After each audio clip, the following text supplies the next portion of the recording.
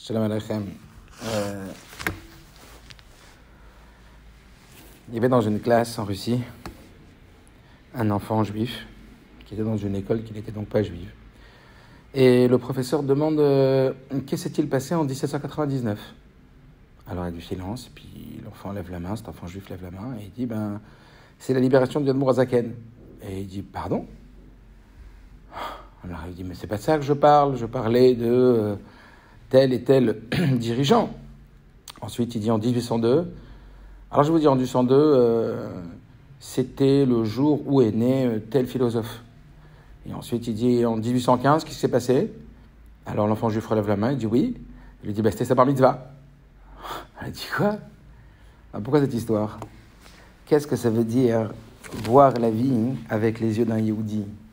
Cet enfant, il voyait chaque chose avec les yeux d'un Yehudi, les yeux d'un juif. Alors, je vous invite à vous arrêter quelques secondes maintenant et vous poser la question à vous-même.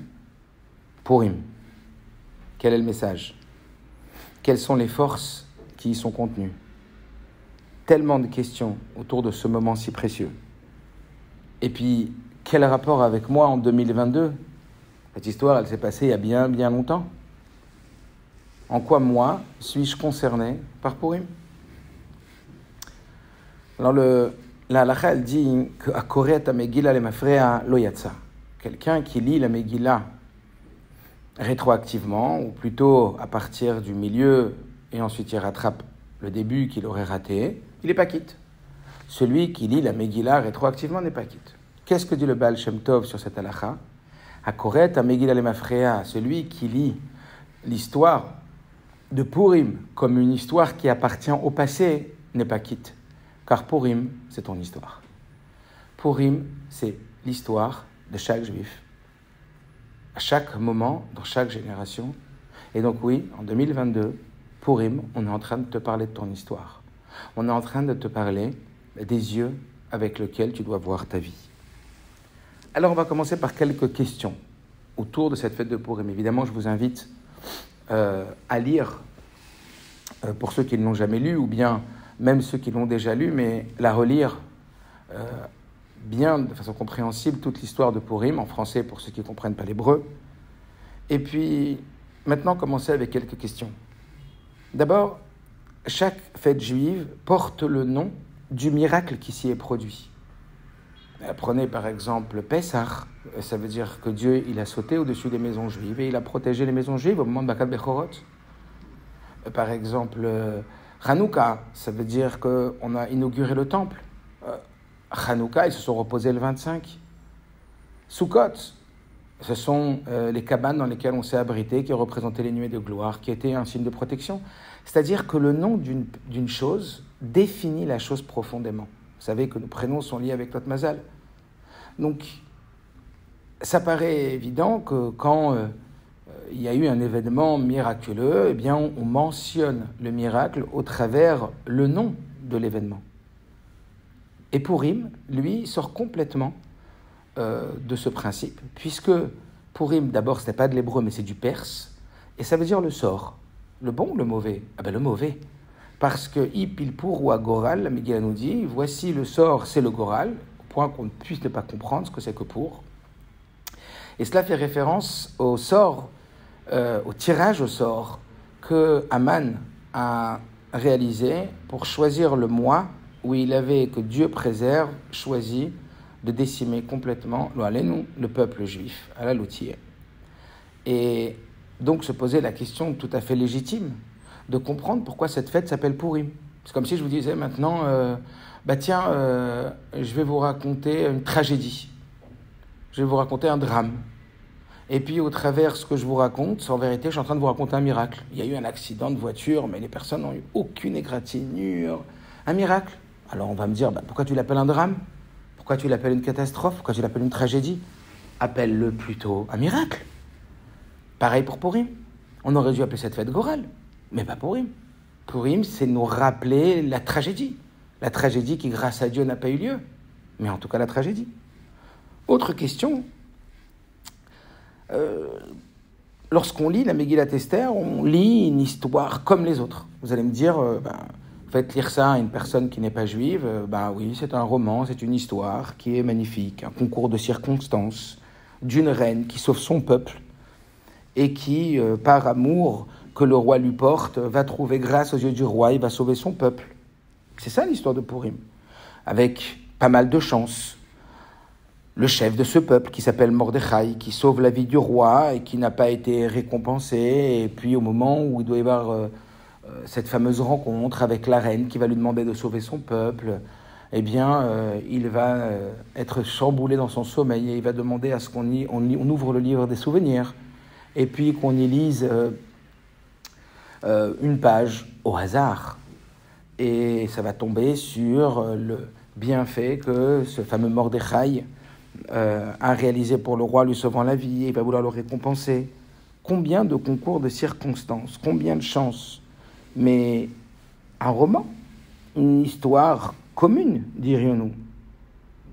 Et puis, commencer aussi la Megillah par une histoire qui, a priori, apparemment, n'a rien à voir avec le peuple juif, puisque c'est ce roi Achashverosh qui va organiser un immense festin, et des festins extraordinaires, et puis plein de concours de circonstances qui vont faire que la reine va devenir Esther, qui a priori n'a rien à voir avec Esther au début, cette juive, comme si tout était prémédité, enfin, un peu bizarre toute cette histoire.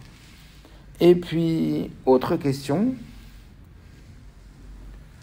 qui n'est pas des moindres, puisque même lorsqu'on écrit une lettre à un ami, en haut de la lettre, on écrit Be'ezat Hashem, avec l'aide de Dieu, Baruch Hashem, ça veut dire que partout, on inscrit Dieu.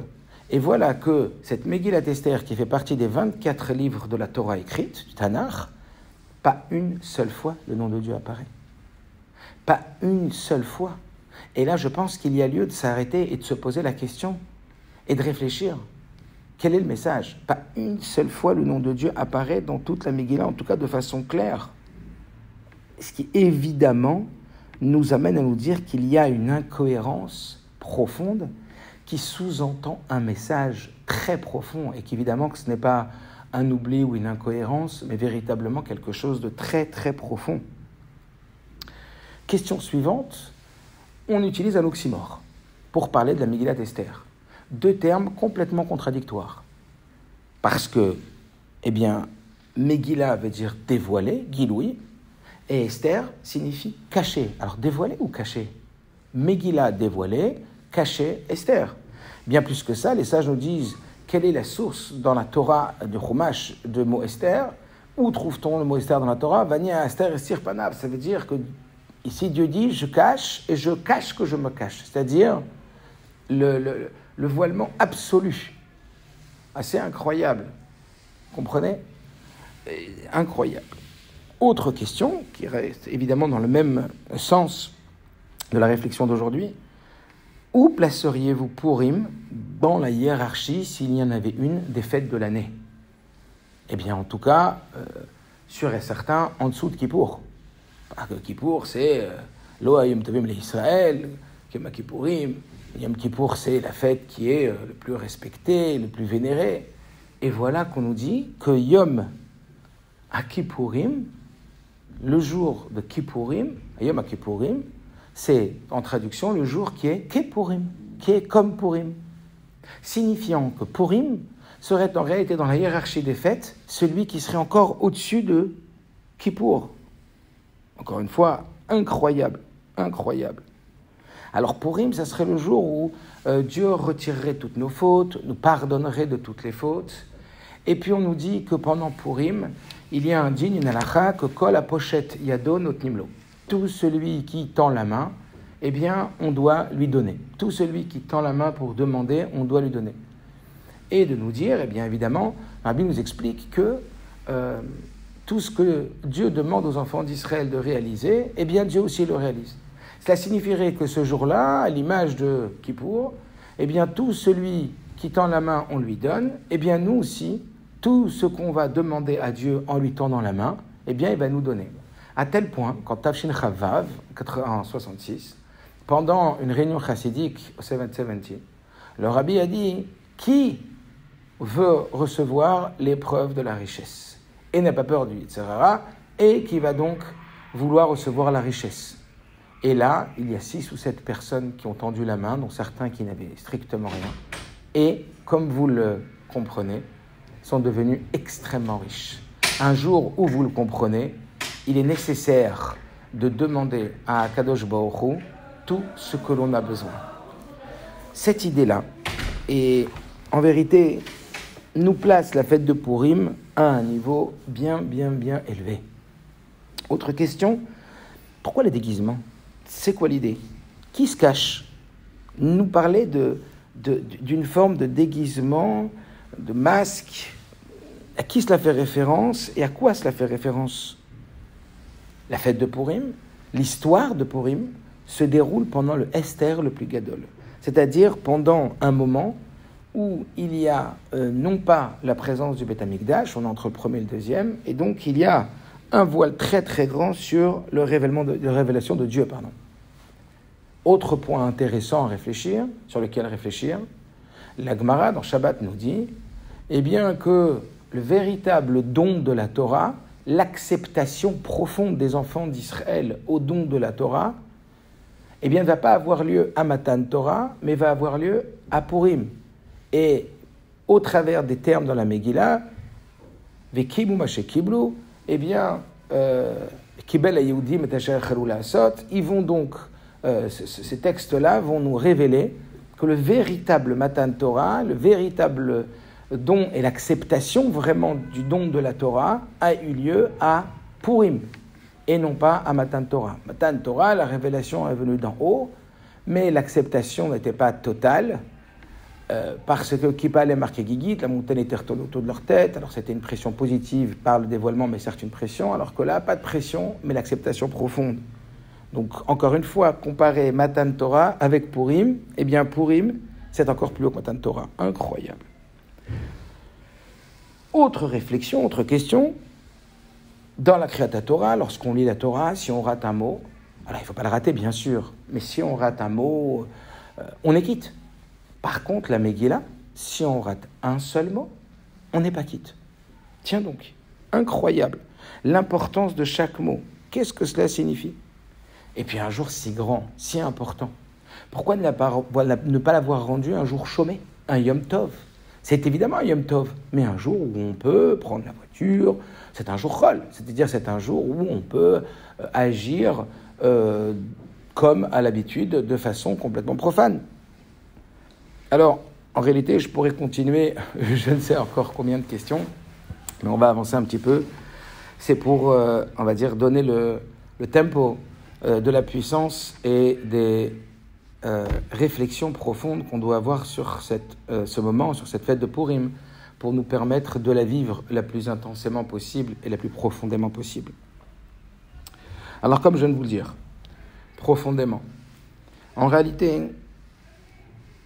cette fête de Purim, dans cette fête de Purim, tout nous invite à chercher profondément, à ne pas rester à la surface. À la surface, il n'y a rien de perceptible. Et voilà que quand on va commencer à creuser et à chercher, on va voir.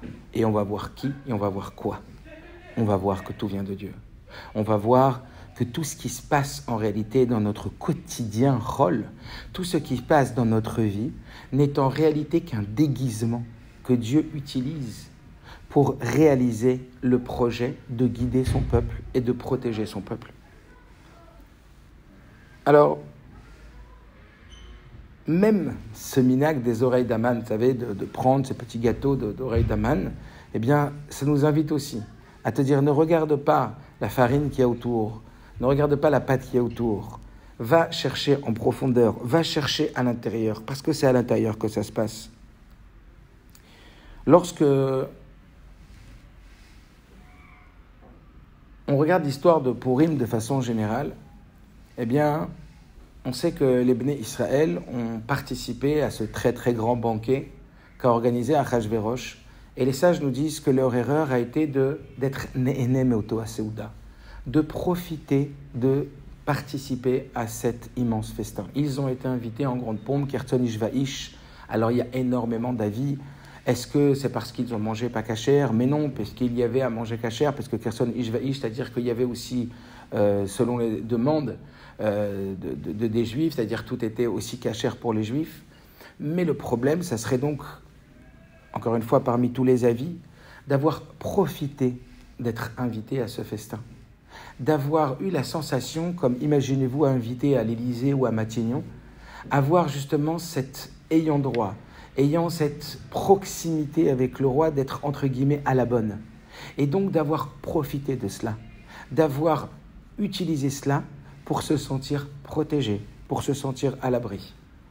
Et voilà que, à partir de ces événements qui paraissent être des événements qui n'ont rien à voir avec un projet divin, comme Vashti, la femme du roi qui est mise à mort, comme la recherche ensuite de la femme future reine qui va être Esther, etc., eh bien, tout est là en fond comme un concours de circonstances pour arriver à la finalité.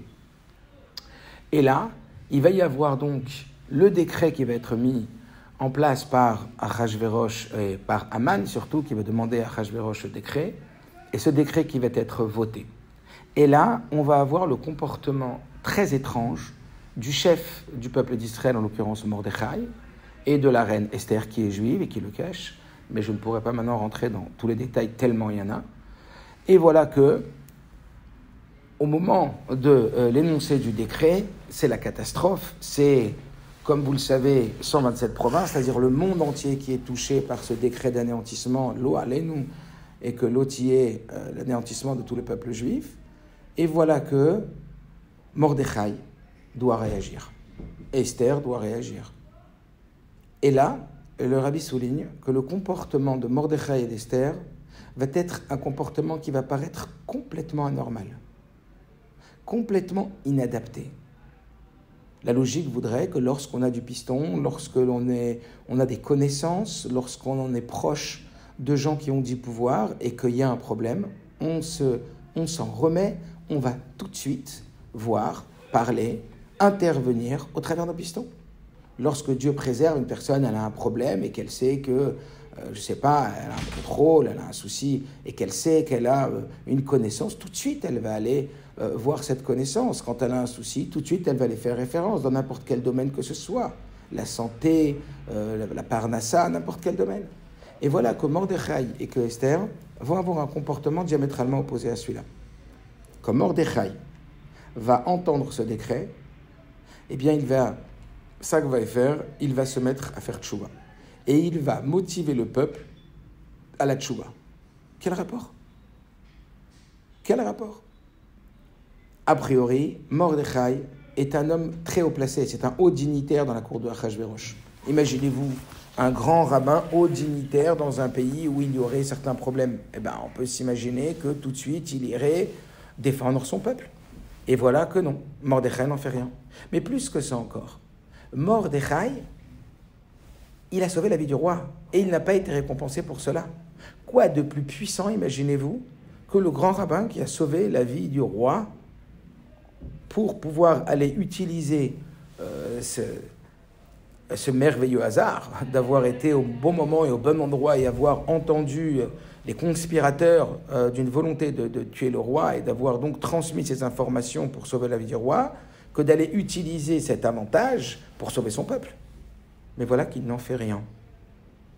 Et il va donc s'adresser à en haut avant de s'adresser à en bas. Parce que là est un des messages les plus puissants de l'histoire de la Megillat Esther. Il est écrit à Kol Da ma lemala mimach. Da ma lemala mimach. Sache ce qu'il y a au-dessus de toi. Sache que tout ce qui vient en bas, tout ce qui arrive en bas, eh bien, n'arrive pas par lui-même d'en bas, mais arrive d'en haut. Tout, y compris des phénomènes qui nous paraissent ne pas avoir de rapport avec le peuple juif, avec la divinité, avec Akadosh Baruch Hu. Tout vient d'en haut.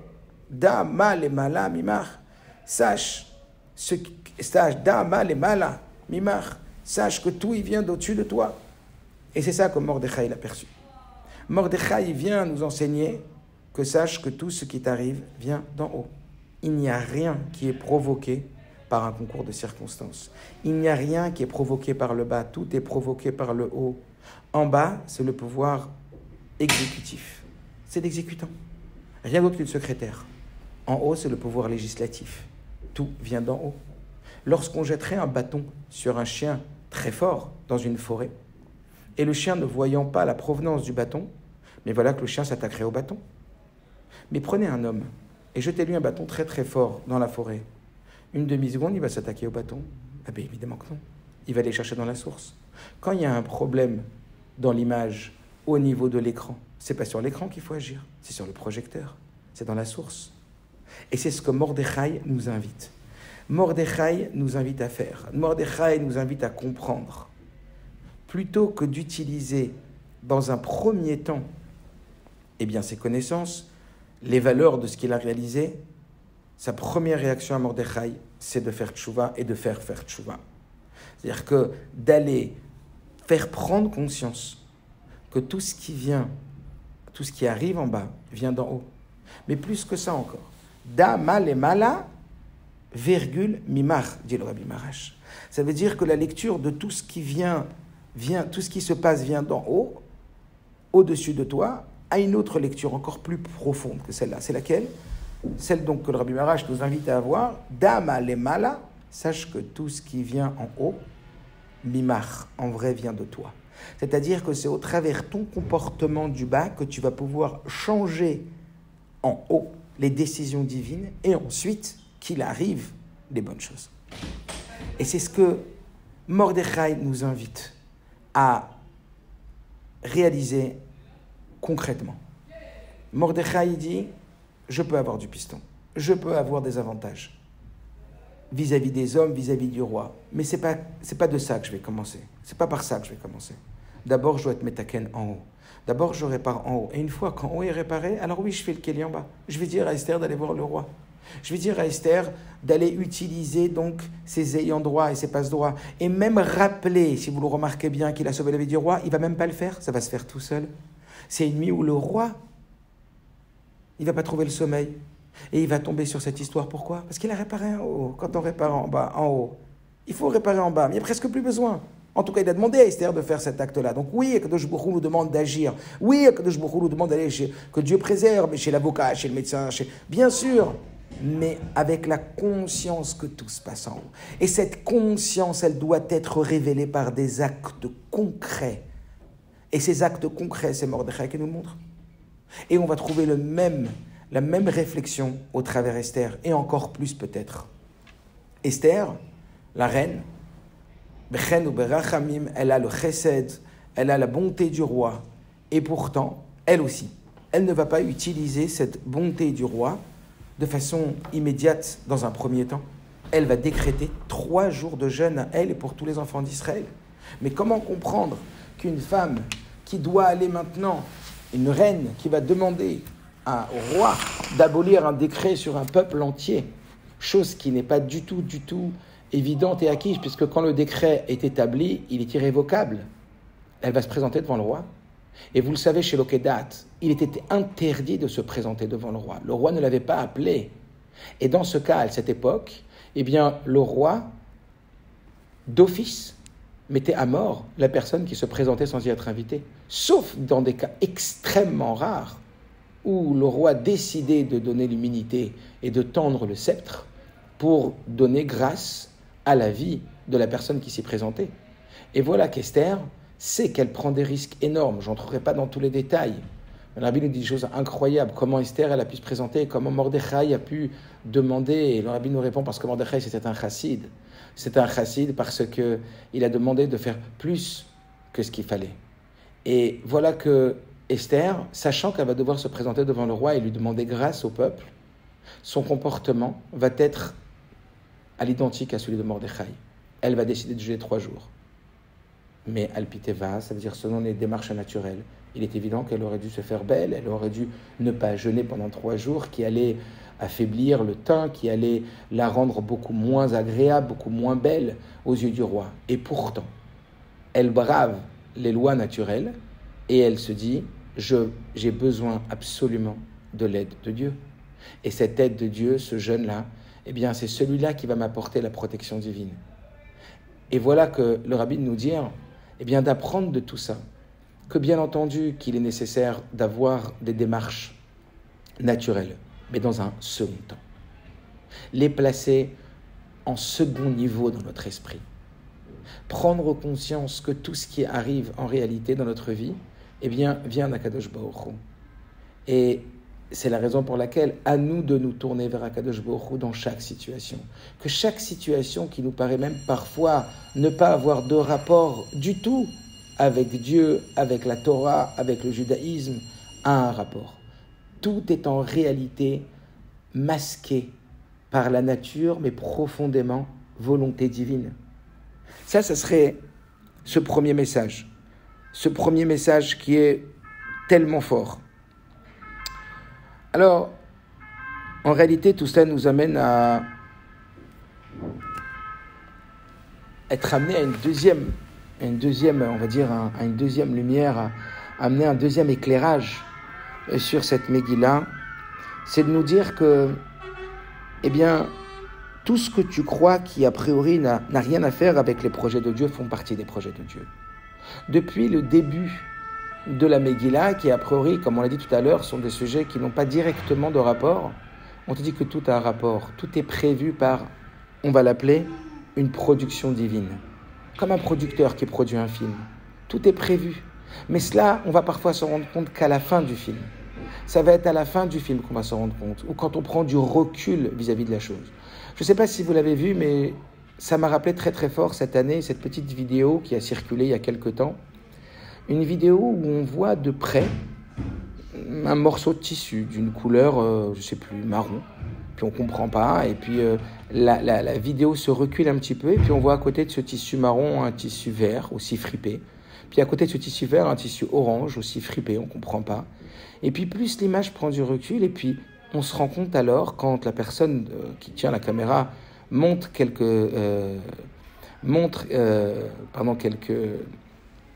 marches, eh bien on voit alors une production d'une image exceptionnelle du président du pays.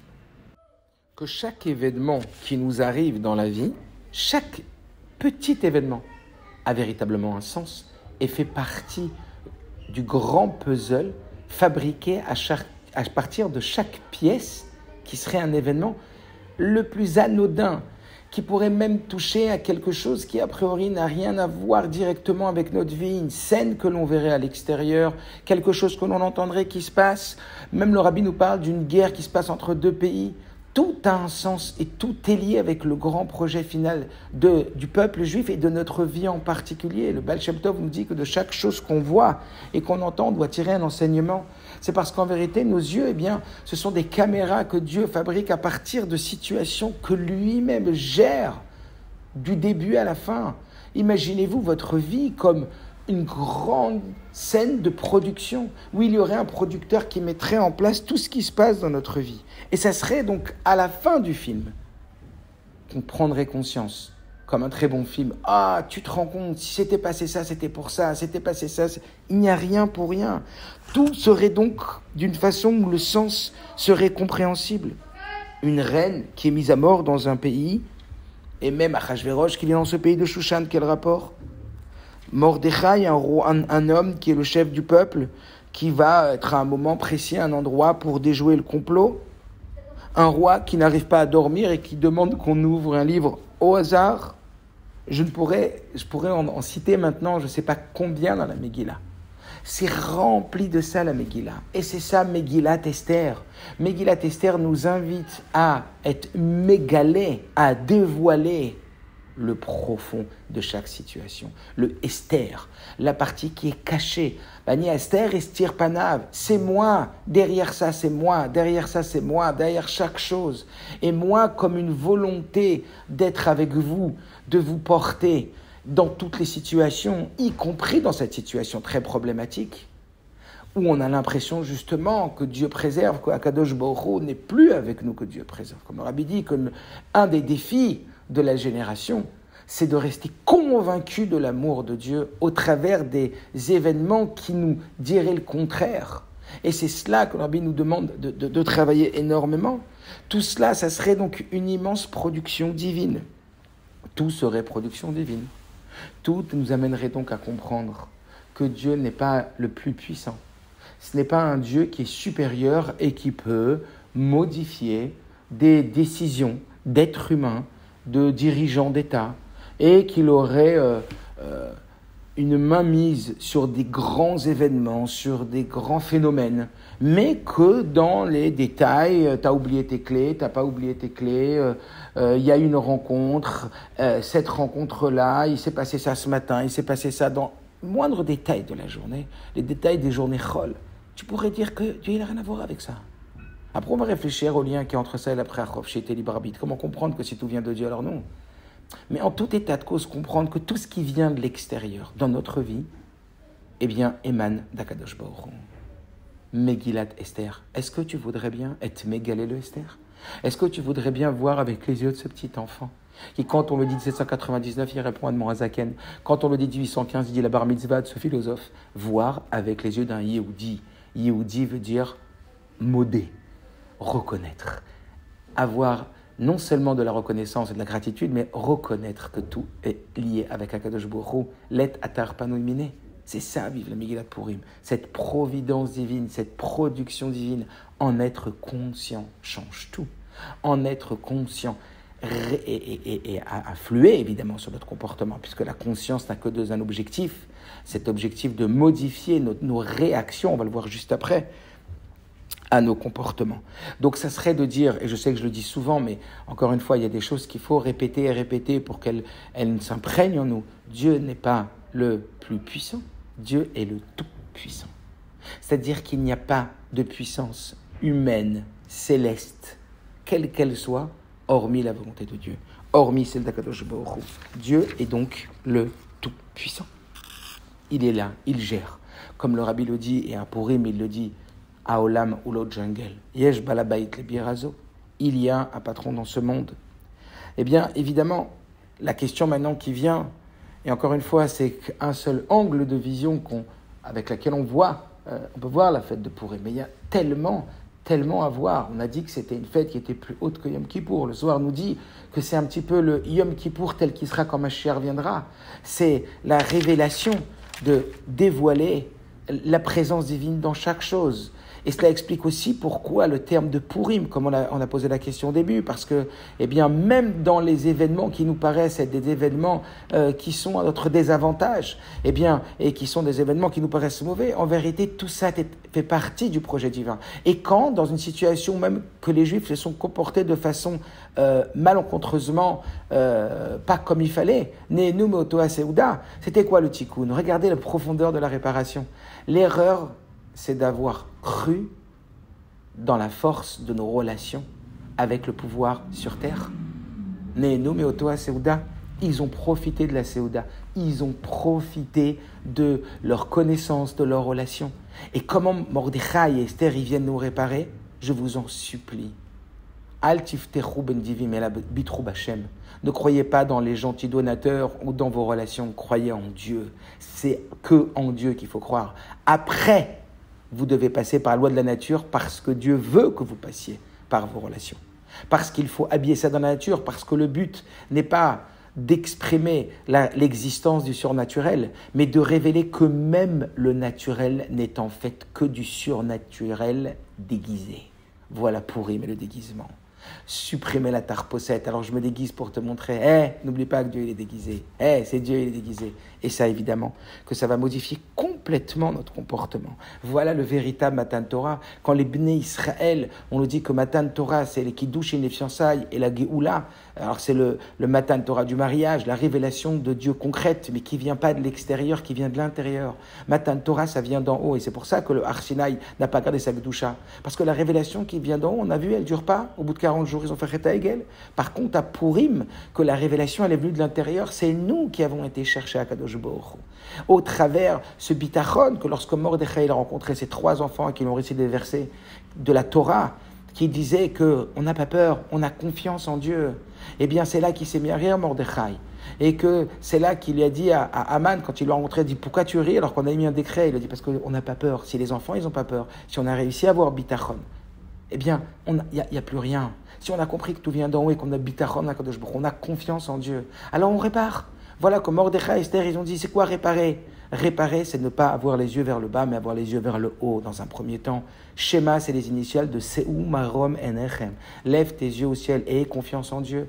Alors oui, après passe par une étape de passer, comme on l'a dit, par la nature. Et encore, le rabbi, dans une note dans cette sikha, il dit que ça, c'est que quand il y a quelque chose à faire. Mais quand il n'y a pas à faire, il n'y a rien à faire, alors c'est bitachon. Combien de gens ils essayent par le bas, et quand ils voient qu'il n'y a plus de solution, alors ils essayent par le haut. Les chatrila riber voient par le haut. Et ensuite, si nécessaire, et s'il y a, alors passe par une démarche humaine. Mais reconnais Dieu dans tout. Voilà comment on va allumer cette flamme qui ne va jamais s'éteindre. Vous savez, ce petit mot chassidique qui est très fort, qui dit que dans une allumette, eh bien, il y a du feu quand on l'allume avec le soufre. Mais il y a une autre sorte de feu. C'est la braise. Mais quand la braise, vous la voyez a priori pas allumée. Mais quand vous la touchez, vous voyez qu'elle est brûlante. Alors on nous dit, c'est quoi la différence entre l'allumette et la braise? Eh bien, l'allumette, quand il y a un coup de vent, elle s'éteint. Alors que la braise, quand il y a un coup de vent, elle se réavive. L'histoire de Purim, c'est ce coup de vent. Ce coup de vent parce qu'on a fait confiance au bas. Vient Mordechai et Esther et nous dit, attention, Da'ama le mala mimar. Sache que tout ce qui se passe vient d'en haut. Et tout ce qui vient d'en haut vient de toi. Alors rectifie. Rappelle-toi que tout c'est Hachem.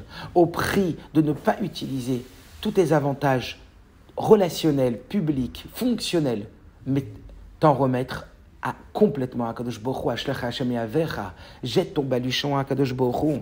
Dis-toi que c'est à Kadosh Baruch Hu qui est ton seul salut. Et alors là, on voit et on comprend les moindres détails, comme cette image que je vous ai donnée, de ce morceau de tissu, puis ce morceau de tissu, et ce morceau de tissu qui donne en fin de compte une image incroyable qui nous fait comprendre tout rétroactivement, qui nous fait comprendre pourquoi il fallait que Haman demande que Vashti elle apparaisse, pour que Vashti soit mise à mort, pour qu'ensuite ça soit Esther, et qu'ensuite Esther, elle puisse être au palais, comme Mordechai lui dit, tu es arrivé à cet endroit-là, à cette place-là, parce que tu avais ce rôle à jouer maintenant. Et qu'en réalité, on est tous ici à jouer notre mission, à jouer des rôles. Et quand on comprend ça, alors notre vie, elle change complètement. On voit tout complètement différemment. Et c'est ça le Inyan de la Géoula. C'est ça le Inyan qui nous attend avec la révélation de Akadosh Baruch Hu. Alors, je finirai sur ce point-là. Concrètement, ça donne quoi? Concrètement, évidemment qu'il y aurait beaucoup, encore une fois, à réfléchir, mais je ne veux pas être trop long. D'abord, Akadosh Baruch Hu, il est avec nous dans tous les moments. Toujours, toujours. Une fois, quelqu'un est passé devant le rabbi, et le rabbi lui a dit vous êtes venu, où est votre famille? Vous êtes venu en famille? Et alors l'homme, il a dit non, je suis venu seul. Quand le rabbi a entendu ce mot, il a froncé les sourcils. Il a dit, sachez que moi et mes prédécesseurs, les rabbins, notre combat a été de faire ressentir à un juif qu'il n'est jamais seul. On n'est jamais seul. Quelle puissance! Vous imaginez le vivre, vous imaginez le ressentir. On n'est jamais seul. Dieu, il est avec nous toujours. Il est là pour de vrai. À nous d'aller le chercher de l'intérieur. Et c'est ce qui s'est passé à Purim. À nous d'aller le chercher à l'intérieur. À nous d'aller se dire, tiens, ça vient d'Akadosh Baruch Hu. Donc, il va se passer quelque chose. Donc, je vais mettre en place quelque chose. Qu'est-ce que je vais mettre en place? D'un petit 1, change ta cible.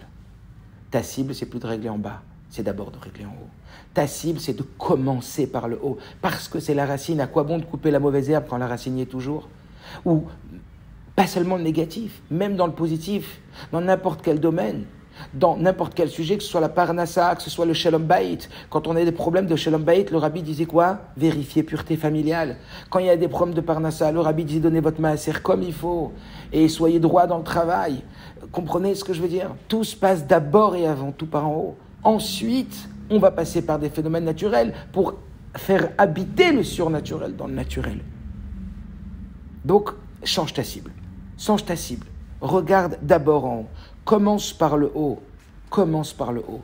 Et ensuite, de façon protocolaire, comme si une personne vous avait dit « Ok, c'est réglé », bien qu'on va dire « Comment on peut le savoir ?» À nous de faire ce qu'il faut. Dieu, on va le voir juste après, il ne nous demande pas des choses impossibles. Dieu, la Torah dit qu'il ne demande pas des choses à quelles tu ne peux pas penser. Il ne va pas te demander des choses qui sont insurmontables. Dieu vient parler d'accusateur avec ses créatures. Quand Dieu demande quelque chose, c'est évident qu'on est en mesure de le réaliser. Donc c'est juste changer sa vision. Voir Dieu dans chaque chose. L'Istakel, dans chaque détail de notre vie, dans les moindres détails. Il s'est oublié ça, il s'est passé ça. Je ne fais pas. Tout ça, c'est lié. Deuxième, évidemment, conséquence de cette mentalité, de cet état d'esprit, ça va être de s'arrêter de s'inquiéter. Je sais que ce n'est pas évident.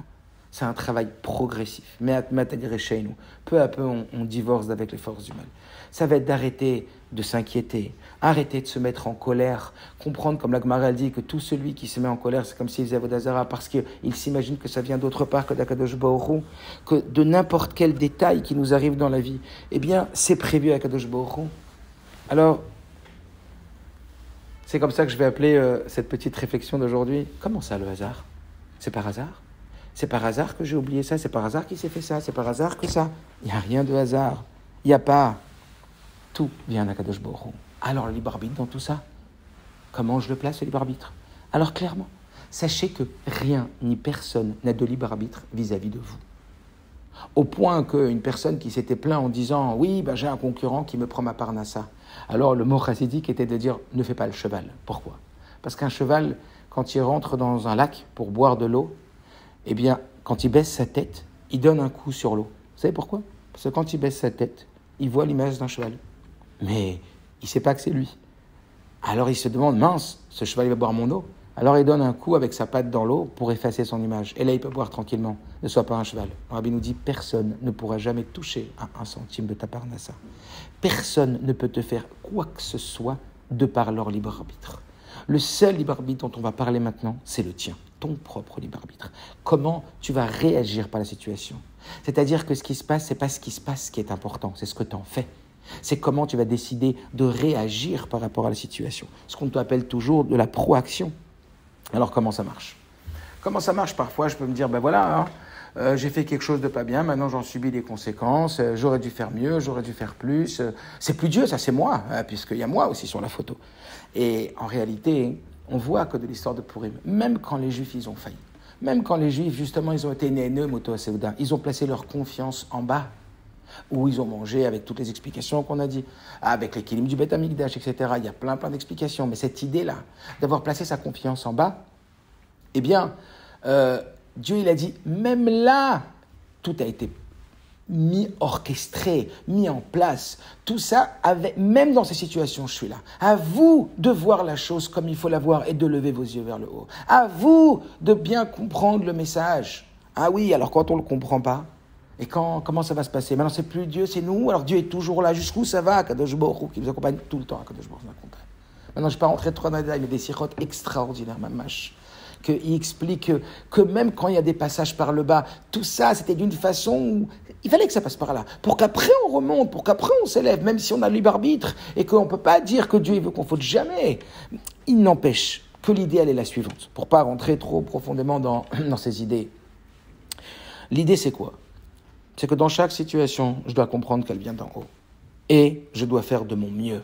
Je dois faire de mon mieux avec la sensation véritablement de pousser la porte au maximum, d'essayer véritablement de répondre à la conscience par mon comportement que tout y vient d'en haut.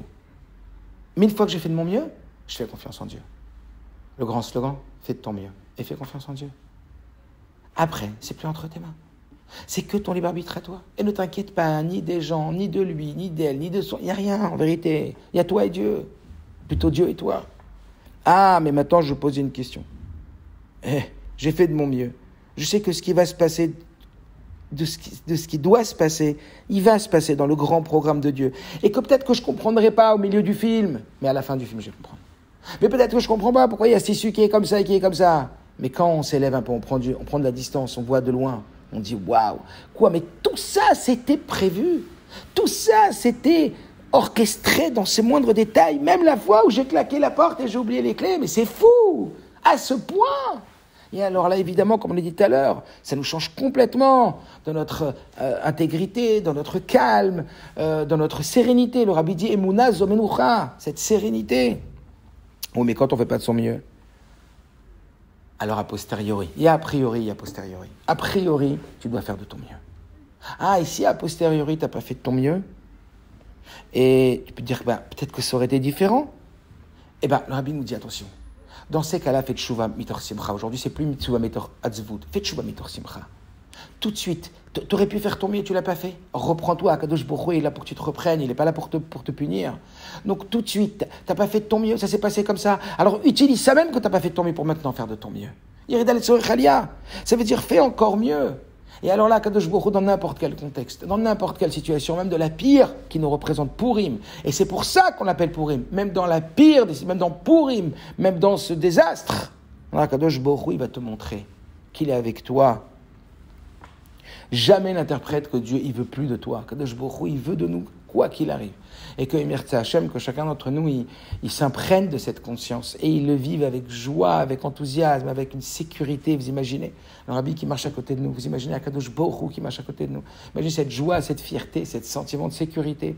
Et que Mirza Hashem, eh bien, on sait que chaque petit effort qu'on fait en bas, comme l'ombre qui se déplace de quelques millimètres sur Terre, pourquoi cette ombre se déplace de quelques millimètres, le soleil, il parcourt des dizaines de milliers de kilomètres. Ainsi, le rabbi nous dit le problème, je parlais de ça avec un élève ce matin, le problème, c'est pas la difficulté que ça représente faire Torah Mitzvot. Le problème, c'est qu'on n'est pas conscient de l'impact que ça a. On n'est pas conscient du sens tellement puissant et de la force qu'on a entre les mains tellement puissante. Le rabbi nous dit, quand on a conscience de ça en permanence, alors on est dans une joie Adeloyada. Adeloyada, ça dépasse tout entendement. Comment ça, par hasard? Il n'y a pas de hasard. Les lettres, vous le savez tous, que Mikré, qui veut dire en hébreu hasard, mis à l'envers, enfin, dans des ordres différents, Rakme Hashem, tout vient de Kadosh Baruch Hu, alors que merci Hashem, tout le monde profite de demander tout à Kadosh Baruch Hu Purim. Qu'on soit zoché de la Géoula Mizit Vashlema, que tous ceux qui ont besoin de Refoua Shlema, qu'ils obtiennent Refoua Shlema, Parnassa, Shlom Bayit, Atzlacha, dans tous les Inyanim, et Be'ikar ou Be'ikar, la Géoula Mizit Vashlema, la Géoula finale, avec le Rabbi à notre tête, si Dieu veut. Purim Sameach à tous.